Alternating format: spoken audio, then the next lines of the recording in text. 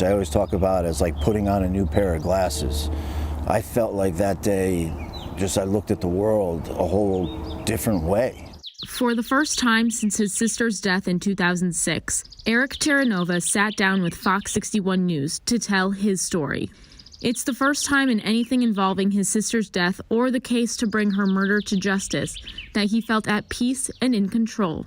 Peace is really important at this point. That's what I'm looking for. You know, I take the example of my sister, and you know, she was such a peaceful person. She would never hurt a fly. I mean, she would probably open the window to let the fly loose. Alexandra Ducsay was 26 years old when her mother found her brutally beaten to death in her family's basement in Milford on May 19, 2006. I've been doing this for 27 years now. That was the worst crime scene I think I've ever seen. Then prosecutor in Milford, now Deputy Chief State's Attorney of Operations Kevin Lawler, says there initially wasn't enough evidence to make an arrest. I knew who did it. You know, my family knew who did it, but proving it it's part of the American justice system. Alexandra's family says they had a gut feeling her ex-boyfriend Matthew Pugh killed her. But without enough evidence to prove it, her case went cold and dragged on for years. Years and years of this dragging on and this individual still being on the streets, yeah, it caused a lot of stress and anxiety to my family, to possibly other families. An aspiring actress who once played a small role in Law & Order, Eric described Alexandra, affectionately known as Xandra, as someone who is religious, charitable, and full of life. At Christmas time, she created her own drive where she would bring presents to the kids in Bridgeport. She would actually deliver them on Christmas Eve to their houses, one by one by one, and we would fill up a truck full of them.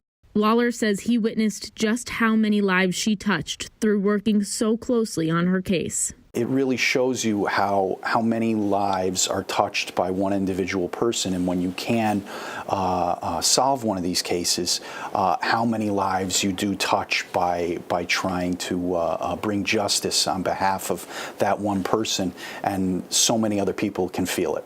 Xandra and her family finally saw justice served in her case when Matthew Pugh was convicted of her murder.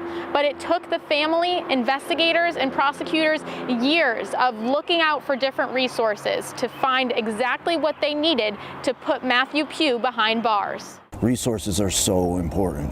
If you have the resources and you could just get that little crack, you just find a little crack of knowledge, a crack of facts, a crack of evidence, information, that could blow your case wide open.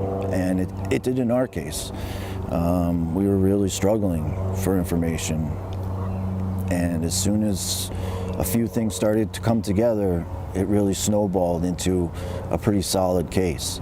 Terranova says just as Xandra was a person of faith, he kept his faith in the people investigating his sister's case.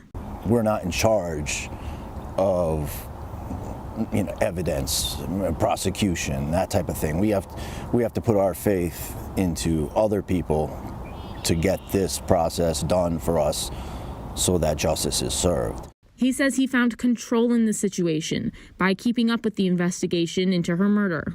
Whether it's reward money or talking to people, as many people and putting in a lot of time, those are the important things to really, get as much information on this as possible. Xandra's face was on a cold case playing card as the two of clubs. The playing cards circulate through prisons and generate tips on cold cases. Resources are the key. We were able to devote more resources through the cold case unit here. The governor's office was extremely generous by allowing us to post a governor's reward. I believe it was $50,000. That was, in fact, paid out in this particular case.